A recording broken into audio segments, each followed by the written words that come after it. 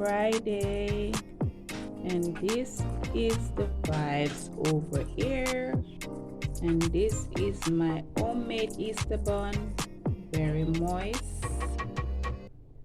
moist guys, no dry bun around here.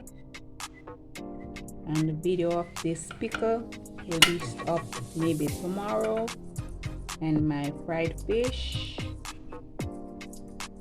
And this is what I'm going to have now.